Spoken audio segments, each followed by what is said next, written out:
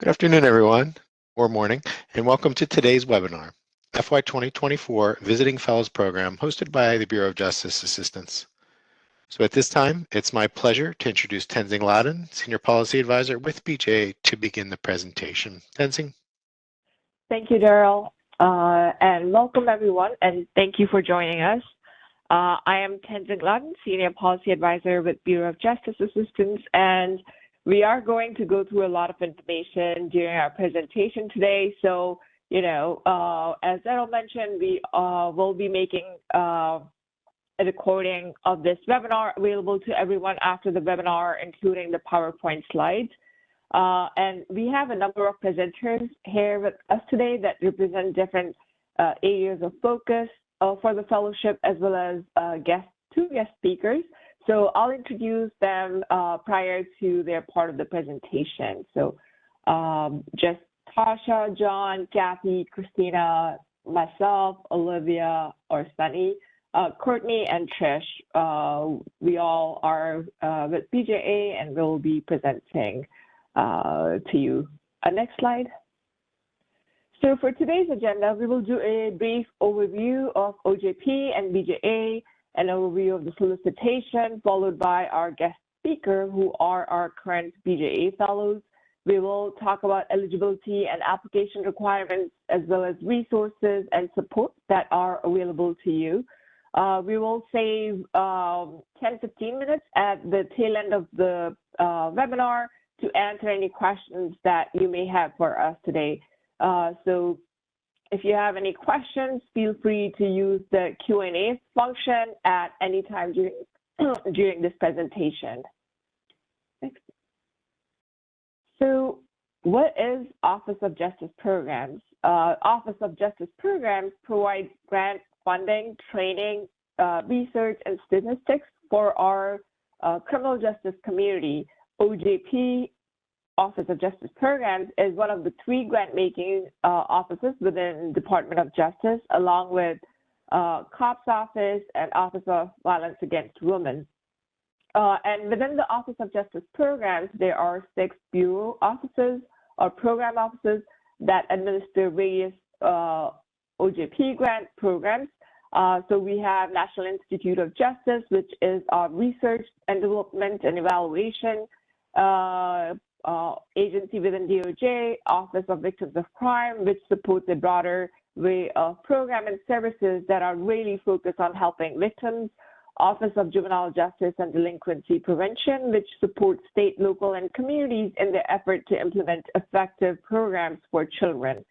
Bureau of Justice Statistics, which is our primary statistical agency for Department of Justice, and SMART Office, which provides jurisdictions with guidance regarding implementation of Adam Walsh Act. And lastly, Bureau of Justice Assistance, and I'll go over this in more detail in the next slide. The Bureau of Justice Assistance was created in 1984 to reduce violent crimes, create safer communities, and reform our nation's criminal justice system. BJA strengthens the nation's criminal justice system and helps America's state, local, and tribal jurisdictions reduce and prevent crime, reduce recidivism, and promote fair and safe criminal justice system. Our Director, Carlton Moore, leads the programmatic and policy effort on providing a wide range of resources, including training and technical assistance to law enforcement, courts, corrections, treatment, reentry, justice information sharing, and community-based partners to address chronic and emerging criminal justice challenges nationwide. Next slide. So how does BJA support the field? We do it in 3 different ways. First being our investment. We put our solicitations to support the field, as well as the goals and mission of the BJA. Sharing knowledge. BJA supports a number of research projects that support field in terms of identifying what the best practices are. We equip the field with tools, resources that are needed based on changing times and trends to build capacity and improve outcomes. And lastly, partnering, consulting, connecting, and convening with our partners in the field. And collectively through our investments, research, and our engagement, we are working to create a stronger program that will impact communities and help you do the work that you guys are doing at in the field. Next slide. So next we have our poll question. This helps us gauge where you are, what's your history with federal awards. So the question, I'll just quickly read and feel free to submit your responses to this poll question. Has your organization been awarded federal grants in the past? Options are yes, my organization has extensive experience with federal grants. Yes, though my organization does not currently have federal grants. My organization has a limited experience with federal grants. And lastly, my organization is new to federal grants and is looking to learn more. So I'll just give a few seconds more to respond, and then Daryl, if you want to close the poll in maybe 6 seconds. All right, so it's everywhere and a lot of no responses, so it's okay. It's good to see a few folks responding that your organization has had federal grants.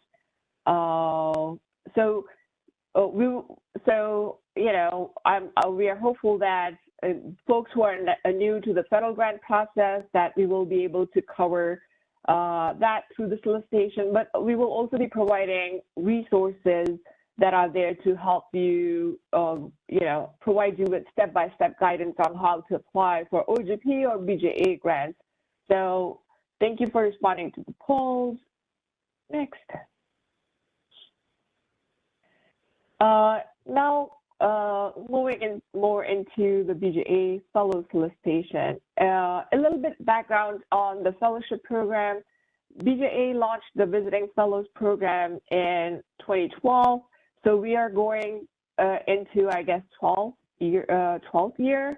The intent is to leverage state, local, or tribal subject matter expertise to assess areas of need and develop strategies, tools, and policy in collaboration with BJA staff to benefit the criminal justice field. The purpose of each fellowship is to make important policy and programmatic contribution in the focus area with collaboration of and support of BJA. Fellows will collaborate with BJA and DOJ staff to provide critical outreach, data, research, and subject matter expertise to inform the development of new BJA strategies and programs to benefit the field. Next. So we are hoping to host up to 7 fellows from a broad range of disciplines to propose strategies related to crime and justice that will address one of the 7 focus areas. We are looking for folks who are subject matter experts and self-starters who can work in a fast-paced environment. Additionally, fellows must proactively manage their planned work while collaborating with BJA staff and adjusting to the needs of the project and other work that across BJA. As a part of the fellowship, you will be working closely with the BJA Policy Office, and fellows are expected to complete a major set of deliverables that will address critical, chronic, or emerging issues in the criminal justice field and build capacity to address one of the areas of focus that's discussed in the BJA focus area section in the solicitation. And in order to enhance the knowledge building work of BJA, fellows will be expected to participate in a wider range of activities, collegial activities with BJA director and staff. Fellows will provide regular updates to inform BJA and other DOJ staff members about issues facing the field and current practices in the focus area. And this means fellows will have opportunity to participate in high-level policy discussions and processes that inform practice. And each fellow will be expected, like as I mentioned, specific deliverables. They can include things like applied research tools, training curricula, toolkits, article publications, and also technical subject matter assistance to the field, as well as assisting BJA and enhancing our capacity and strategies, and then bringing that expertise back to the field. And you can find detailed list of deliverables on page 24 to 26 of the solicitation. The goal of the fellowship is to leverage expertise and experience of the criminal justice field to address the key gaps in the field for evidence training, technical assistance, and knowledge in the 7 focus areas. Next, the 7 focus areas include, so I'll just quickly read through. These are the 7 focus areas that we are seeking fellows for. Reducing stigma for persons with substance use and mental health disorder and criminal justice involvement, enhancing support of and reducing stigma for persons with criminal justice involvement who are in recovery, improving corrections and reintegration under the Second Chance Act, advancing strategies to prevent and respond to hate crimes, building capacity of community violence intervention leaders to enhance community safety, enhancing tribal capacity to build strong programs and access resources for programs, advancing and improving criminal justice systems using artificial intelligence. Next. So we have already covered some of the items that are listed here. I do want to highlight that we are looking for individuals that will be subject matter experts, bringing real-world experience, as well as lived experience and knowledge to BJA that will help us enhance our ability to deliver relevant and effective tools to the field. They will support the development of researchers, practitioners, as well as BJA staff in order to collectively help advance BJA's mission. And finally, to assist and translate knowledge about critical criminal justice issues, strategies, and promote innovation. Fellowship is intended to provide professional development opportunities for fellows and build relationship between BJA and those with technical expertise in the field. And BJA offers flexible work environment that supports both virtual and in-person office work options. Next. All right, next, I would like to welcome our guest speakers, John Bay and Christina or Chris Bryant. John is a Second Chance Fellow. John is the Director of the Opening Doors to Housing Initiatives at Vera Institute of Justice. And Chris's fellowship, on the other hand, focuses on pretrial work, and Chris is a Senior Director at Rural Strategies.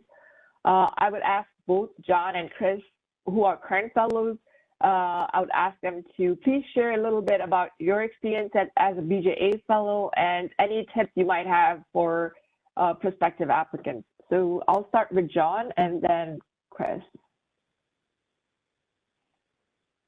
Thanks so much, Tenzing, and hello, everyone. It's great to see you all. My name is John Bay. I am one of 3 Second Chance Fellows here at the Bureau of Justice Assistance. I kind of want to start by talking about why, what brought me to this fellowship. And so my professional experience, it encompassed or covered a lot of things. I started providing direct service for formerly incarcerated college students in New York. I had the opportunity to be a training and technical assistance provider, working on college and prison issues and housing issues, worked on advocacy and philanthropy. And I felt that the missing thing in my experience was government, and I really wanted to get under the hood of government to see how an agency like BJA operates and functions. And I wanted to see that because I feel like in order for us to see or realize the change that we want to see, we're going to need to understand different ways or different modes of change or different levers of change. And I wanted to gain that type of insight and experience through this fellowship. So for my fellowship, what I did was I created a reentry blueprint that really wanting to lift up the voices of formerly incarcerated people in criminal justice reform discussions, And also as funding entities like BJA is, one of these agencies to consider those with lived experience, organizations that are really grassroots in thinking through their reform strategies.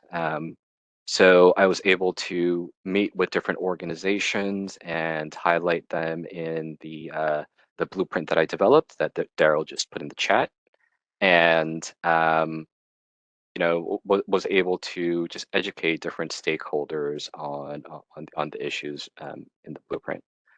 I also had the opportunity to work with the brilliance behind OJP and BJA, collaborate on interagency activities. Tasha Akins, who was on the call, we collaborated on a reentry simulation at the Department of Health and Human Services.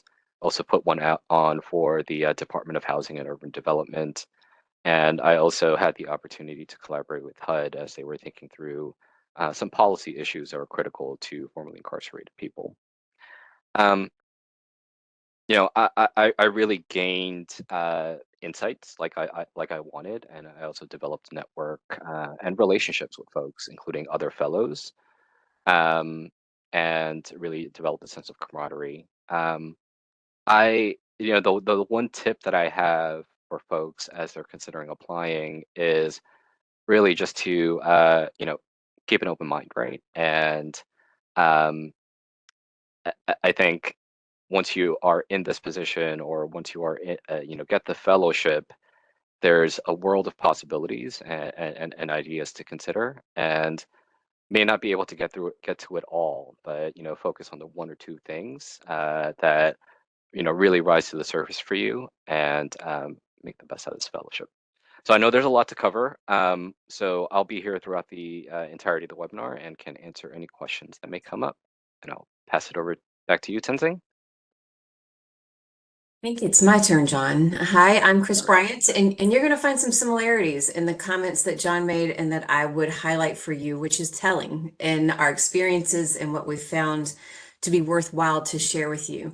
I will note that from an experience point of view, I think John's fellowship and some of the other fellows that I have interacted with, their fellowship aligned very perfectly with some of the portfolios that were in place, which they gave them a very clear lane.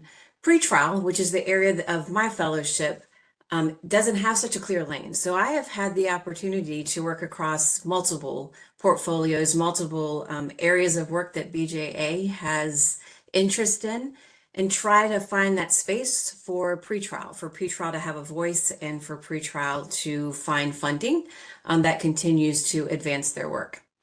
So when Tenzing asked us to speak, she kind of asked us from the beginning, like, why did you apply? And just to share that, since that's the space you're in at this point. And the reasons I decided to apply in the area of pretrial is that the time in the fellowship has given me an opportunity to truly study pretrial. You're able to build in some of that time into your fellowship, and that was not something I'd had time to do in my previous work. I wanted to be in a position where I had the opportunity to impact the field in a different way than I was already doing, and the fellowship has allowed me to do that. I'm about a year in. I'm a little bit less in than John. John's a little further along than I am. It has allowed me to grow the network of connections, which John mentioned. Beyond that, it's given me exposures to multiple systems across the United States that I would not have had exposure to, allowing me to see different advances in pretrial that I had not seen before. And again, similar to John, I had experience at the local, state, and even the national level, but I had not had experience at the federal level. So one of the interest areas for me was to join the federal organization and get a better understanding of how decisions are made, what drives the interest of BJA and the funding, and how they make those decisions. So those were some of the reasons I applied, and I have not looked back. It has been a great opportunity. From an operations and an outcome standpoint for my pretrial fellowship, I think these fellowships benefit both the individual as well as BJA. Being invited to the table across different projects that are going on, or bodies of work that are going on, and being able again to give a voice to pretrial and be listening, actively listening for where I can represent the work that's going on in pretrial. I think fellows tend to come from a position where they're a little bit closer to the field.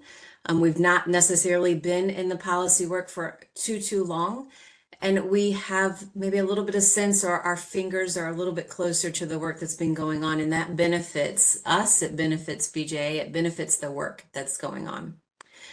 I would note that it has definitely provided me opportunities for professional growth through the exposure of what's going on at BJA, but those exposures that they have allowed me to represent pretrial in BJA. There have been some tangible deliverables, and I'll mention what some of those are, but what I would say most importantly about that is that it's been flexible. They've allowed me to take time to really consider what is useful to the field, and then if I am able to come back with reasonable deliverables that are responsive to the field and what I was learning during those interviews, they're open to those adjustments in your fellowship so that you're doing things that are timely and actually reflective of what the field needs. Some of the tangible deliverables I am working on have to do with pretrial. The pretrial phase, particularly in rural communities, was an interest of mine. Looking at regional solutions, looking at data associated in our agencies that do not have big data systems already in place. Wanted to have an opportunity, and I've been given opportunities to elevate the voice around support services and peer recovery coaches specifically in pretrial. Lastly, I've been given opportunities to present at conferences, or those conferences are coming up, where I get to talk to pretrial professionals and help them see where there is funding available for them across the BJA portfolios. Tenzing, I have one last statement before I turn it over to you, and that is just to say that this has been for me an exceptional experience so far, and it has pretty much exceeded my expectations to date of what I had laid out in a fellowship and what I've been able to accomplish. Thank you, Tenzing. Thank you, John, and thank you, Chris. Thank you so much for sharing your experience, and hopefully after hearing their experience, people are encouraged to apply for this very unique fellowship opportunity where you would be able to work side by side with folks who work in and out every single day on different policy areas and different, impacting the field. And I would definitely say it's a very unique opportunity for you to be able, and this dedicated immersion period that I'll talk a little bit more, but thank you, John and Chris. All right. Next is eligibility and application requirements. This slide provides award information. So under category 1, agency-sponsored individual fellowship, we are expecting to make up to 4 awards with a maximum award amount of up to $350,000 for the entire performance period of 24 months. And the start date for the award will be October 1st, 2024. Under category 2, partner agency fellowship program, we are expecting to make up to 3 awards with a maximum award amount of $500,000 for the entire performance period of 36 months. And the start date for the award will be October 1st, 2024. In terms of eligibility for category 1, the following entities are eligible to apply: city, county, state, tribal government, public, state, private institution of higher education, nonprofits, for-profits, small businesses, Native American tribal organizations, etc. And they are listed on page 4 and 5 of the solicitation, so please look at that carefully to make sure that you are one of these eligible applicants. Next. Category 1 is for applicants proposing to host an individual from or associated with their organization. They can apply under any of the 7 focus areas. Fellows applying under Category 1 will be required to complete a dedicated immersion period of 9 to 12 months, which means working 75% to 100% of their time working with BJA. And fellow will be expected to work closely with BJA team to which they are assigned. participating in key meetings, activities. Chris mentioned conferences. I know some of the fellows are actively helping and planning our conferences that we put out to. So some of those activities. They will accomplish this with a combination of telework and travel to Washington, D.C. as needed to participate in key meetings and events. The total fellowship, including the pre and post work and the dedicated immersion period, will last up to 24 months, which is the duration of the project period for the Category 1. And your application must include a plan with milestones and deliverables, and should also include a plan for mentorship and professional development for the fellow. In terms of eligibility for Category 2, the following entities are eligible to apply: public, state, private institution of higher education, nonprofits, for-profit, Native American travel organizations, and these are listed on page 5 of the solicitation. So please take a closer look at that. Next.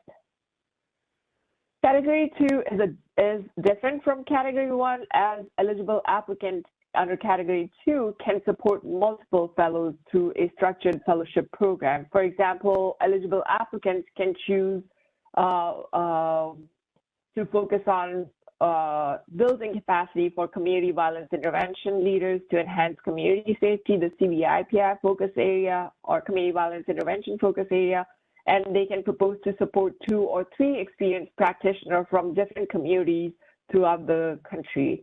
So that's just one example. The application must include a plan on managing the subawards, including the timeline with milestone and deliverables, and also should include a professional development plan. The fellows will have an option to complete the dedicated immersion period of 6 to 9 months, working 75 to 100% of the time with BJA policy office team. So you can see, like in Category 2, dedicated immersion period is an option, and it's for the reduced time frame of 6 to 9 months. Great, next. Lastly, applicants applying under Category 2 can only apply under one of the 3 listed focus areas. So it's enhancing support of and reducing stigma for persons with criminal justice involvement who are in a recovery fellowship, building capacity of CVI leaders to enhance community safety fellowship, and lastly, enhancing travel capacity to build strong programs and access resources for programs fellowship. So next we are going to dive into the 7 focus, areas of focus for BJA fellows. Next slide. The first one here is reducing stigma for person with substance use and mental health disorder and criminal justice involvement fellowship. So you will be working with Justice and Behavioral Health team, supporting BJA's comprehensive opioid, stimulant, and substance use program, where we are focusing on reducing substance use related crime and overdose issues. The fellow will focus on identifying and documenting COSAP-funded promising and emerging practices that leverage data research to enhance responses to the crime associated with substance use disorder and drug overdoses and fatalities. The fellow will work in coordination with BJA staff, the grantees, and with training and technical assistance partner to scan the field for promising and effective research partnership with local practitioner that advances our understanding of strategies to reduce overdose and substance use disorder and related crime. The fellows will apply their expertise in organizational change to develop data-driven strategies and tools for assessing change in stigma within the criminal justice agencies. Next, you will hear from Tasha Aikens, policy advisor with BJA, about improving corrections and reintegration under the Second Chance Act fellowship. So Tasha, I'll pass it to you.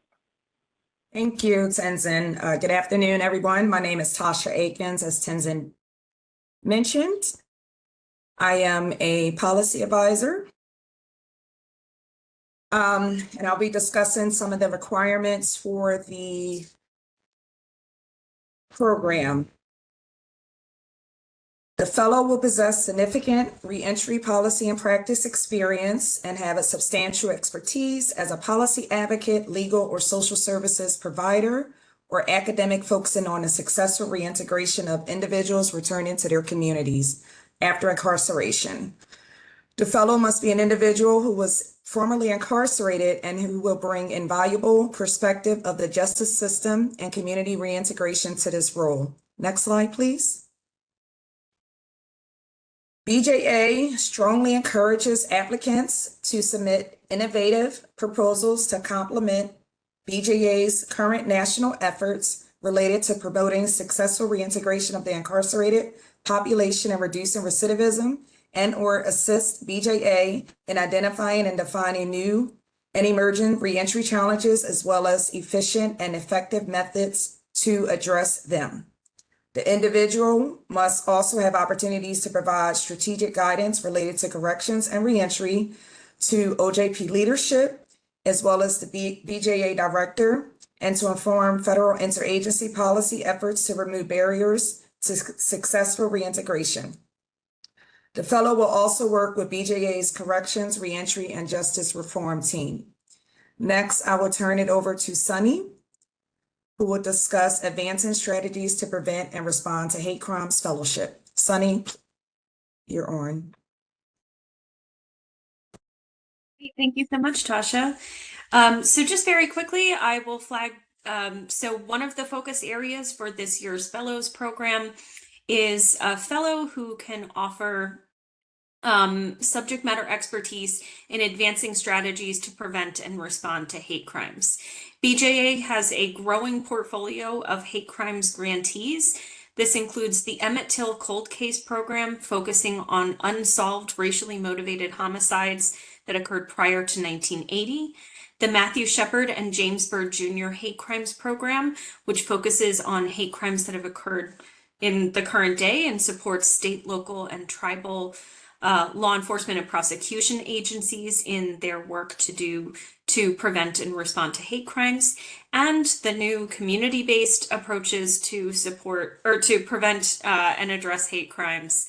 And this really supports community-based and civil rights organizations in their work to facilitate community healing, community dialogue, prevention efforts, reconciliation efforts, and overall community resiliency against hate speech, hate incidents, and hate crimes. So the selected fellow will support the growing portfolio that I just mentioned, and we'll really be looking into ways to really address some of the key issues facing the field, such as victim underreporting, under-identification in law enforcement agencies, and gaps in services. The selected fellow will work with BJA staff and the training and technical assistance providers to conduct scans of existing promising practices, work with grantees on their efforts in the field, and generally support the work of BJA's growing hate crimes portfolio. The fellow will work with BJA's courts, communities, and strategic partnerships team. All right, next slide. Next, we have our newer focus area, advancing and improving the criminal justice system using artificial intelligence fellowship. As I mentioned, this is one of our newer fellowship this year. The fellow will assist BJA in exploring the impact of AI-related issues, either in a broad area or more targeted for law enforcement, courts, prosecution, defense, and/or corrections. Some examples of the activities can include, but are not limited to, managing AI's impact on evidence, discovery, and criminal justice processes, contemplating ways to account for biases, completeness and accuracy in AI tools, and supporting state, tribal, and local criminal justice agencies to become better consumers of AI products. And depending on the topic, the selected fellow could be placed anywhere across the different policy divisions or within the policy office. Interested applicants can apply for this fellowship opportunity under Category 1. Next, we have enhancing support of and reducing stigma for persons with criminal justice involvement who are in recovery fellowship. And I'm happy to introduce Courtney Stewart, Policy Advisor with BJA.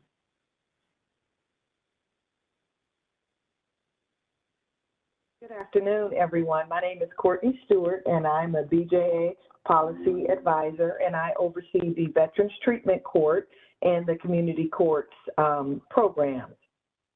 Now, this category, enhancing support of and reducing stigma for persons with criminal justice involvement who are in recovery fellowship. BJA is seeking fellows with lived experience and knowledge of substance use recovery and the criminal justice system. BJA is seeking fellows that will support BJA's Adult Treatment Court and Veterans Treatment Court programs, and the fellow will work with BJA's Courts, Community, and Strategic Partnerships team. Next slide, please.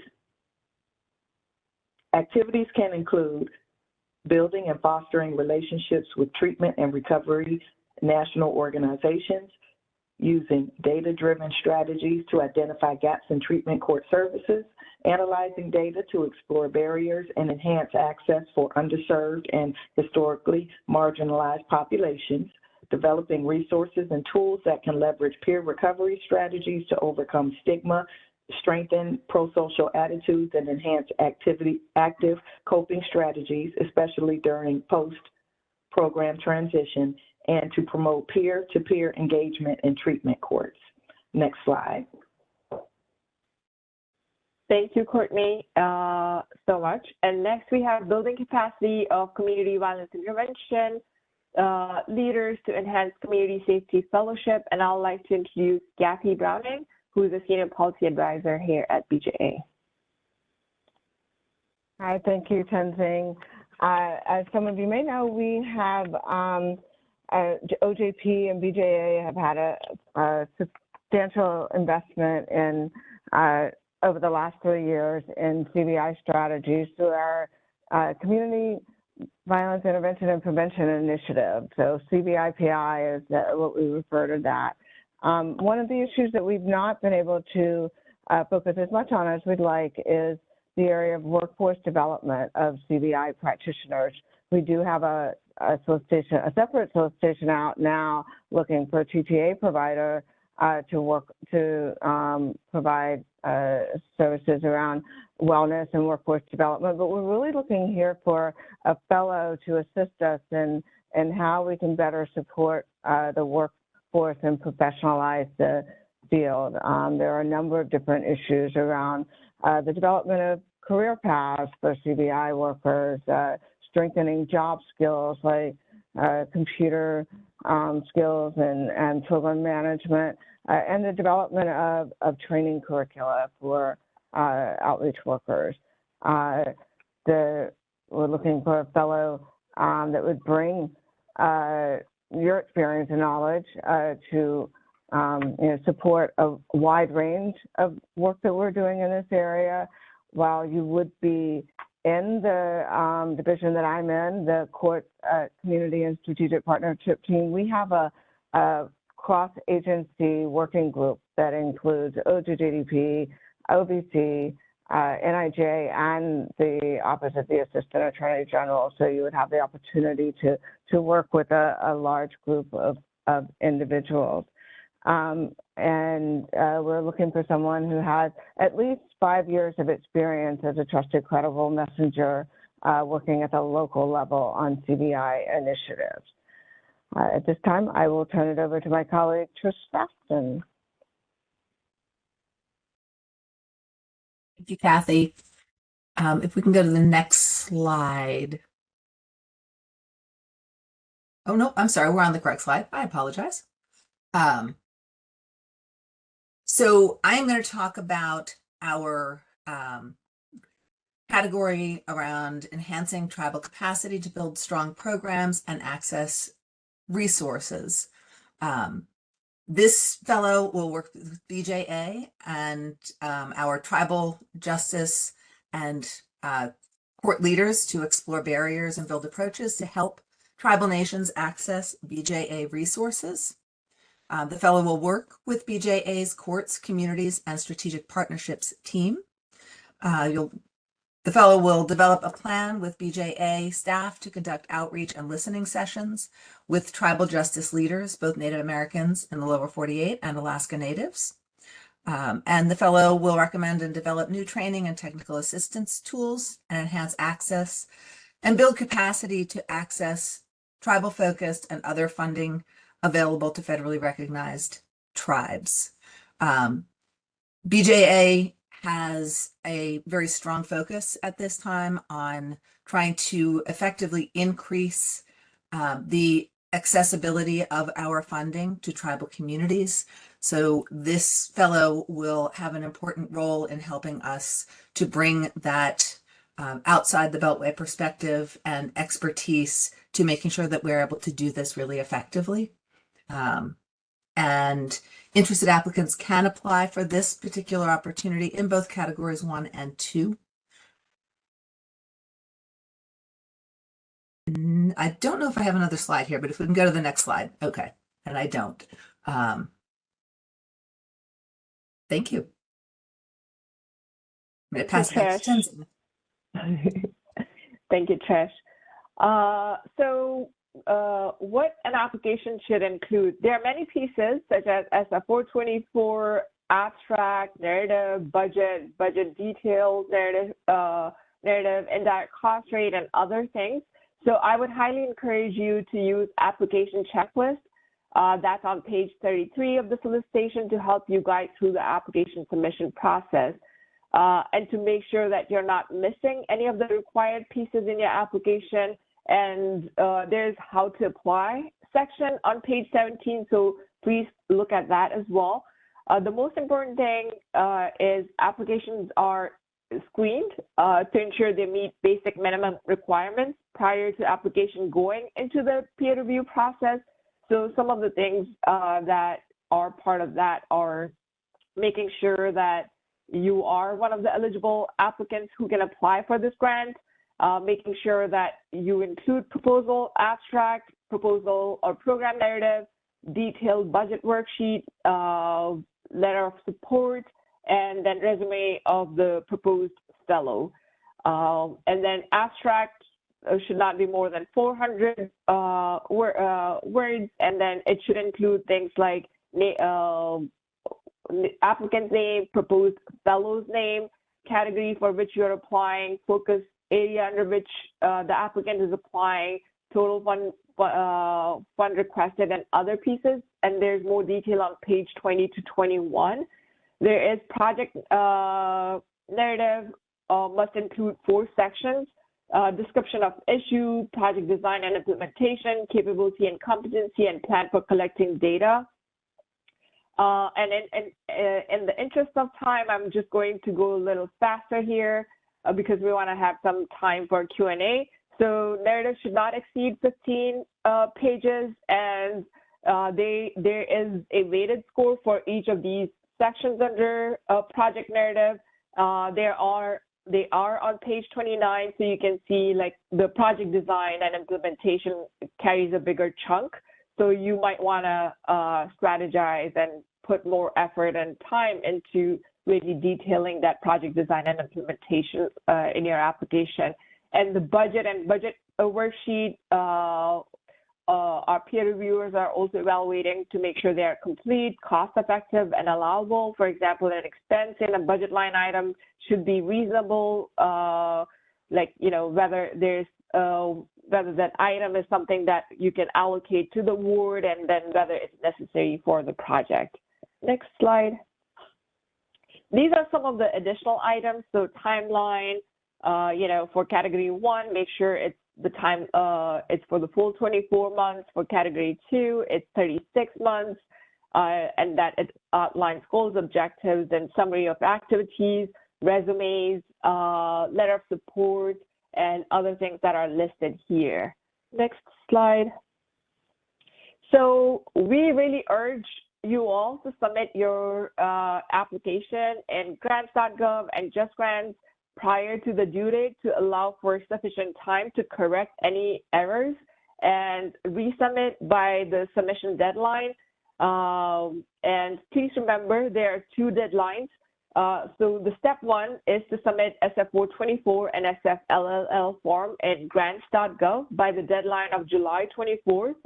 And the step 2 is to submit the full application in Just Grants by the deadline of July 31st, 8:59 p.m. Eastern Standard Time.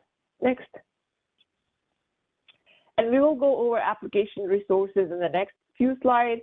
What you see on your screen is OJP Grant Application Resource Guide that provides you guidance in preparing and submitting applications for OJP funding, and it goes through step-by-step processes on how to submit application. Next slide.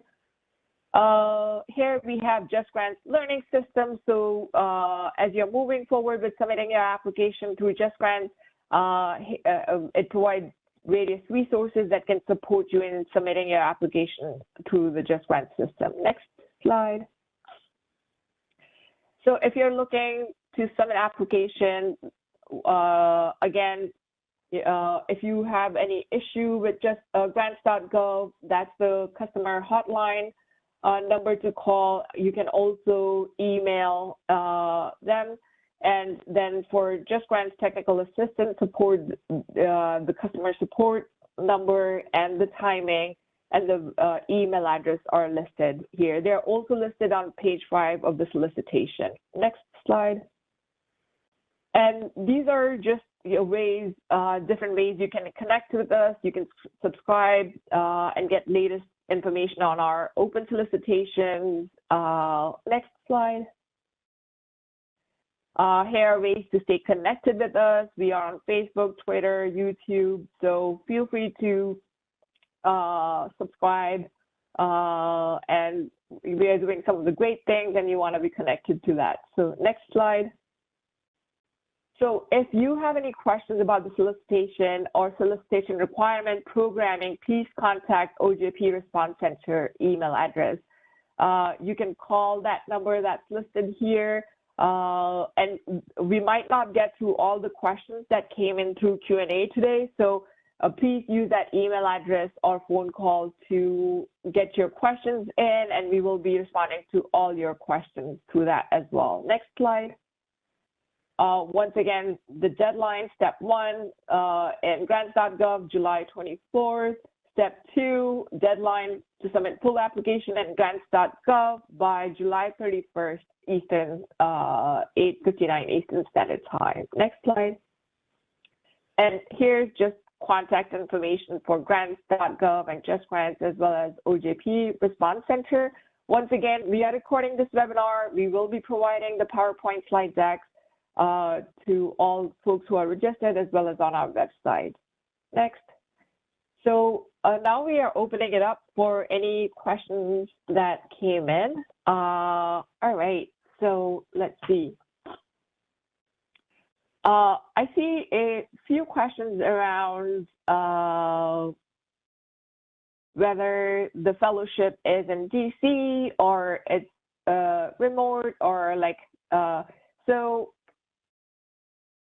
the dedicated immersion period is the time when we are expecting you to be working 75 to 100% of the time. It does not need to be in DC.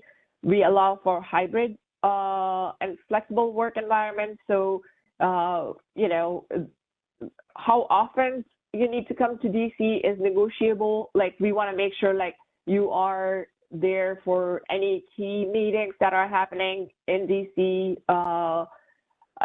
or like any conferences that we might want you to attend. So we are flexible, and you would work closely with your assigned policy point of contact in setting up your deliverables for the rest of at the front end, list of deliverables that meets your expectation, but also BJA's expectation, and then you will work collaboratively throughout the project period on those.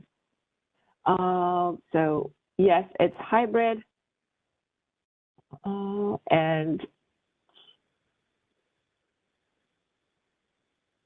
how much time someone would be physically in DC versus remote is something that you would need to, you can plan on, like, it's virtual and hybrid, like I said, so it depends on what the need, what your fellowship vision looks like, and also what the BJA policy advisor needs are. But most of the time, we have fellows right now who are coming in for meetings, key meetings, and we have fellows who are in Washington State, California, Idaho. So like they come in only on as needed basis. They're not here for long period of time.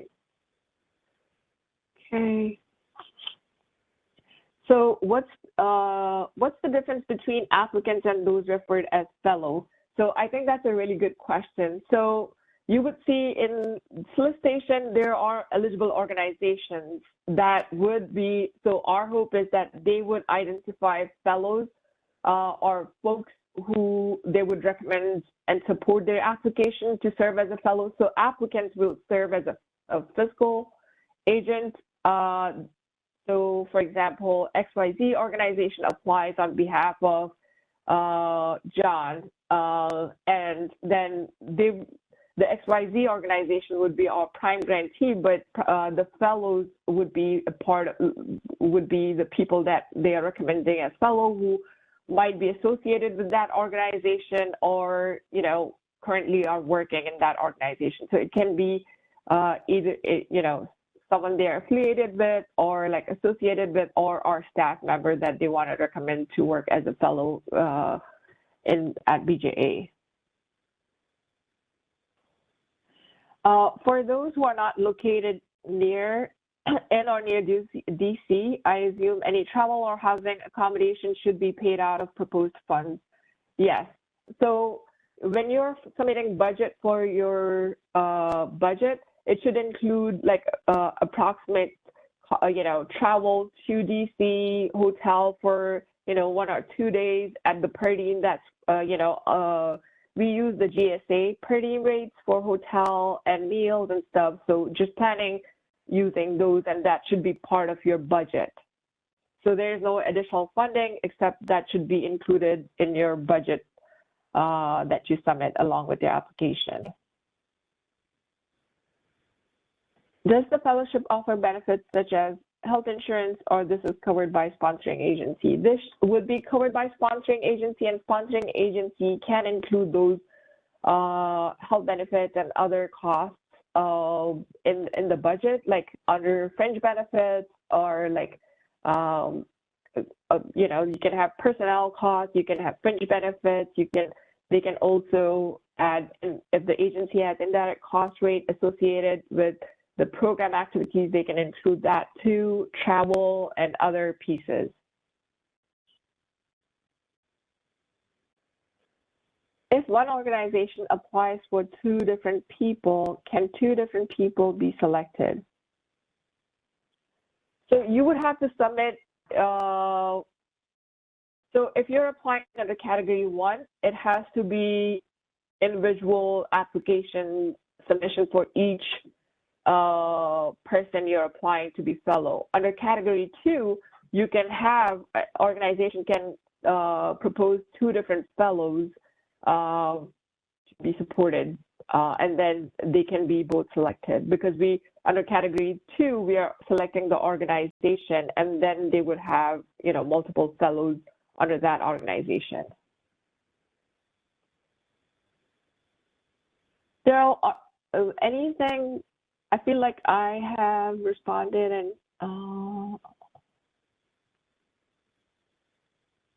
and you covered it. Just, you know, yeah, the time commitment in the DC area, I think some of the common questions. Yeah, and you would work closely with your policy point of contact. Like, we are very flexible in terms of how often you need to come. You know, sometimes we have seen like people are really interested in having that immersion period and being in DC.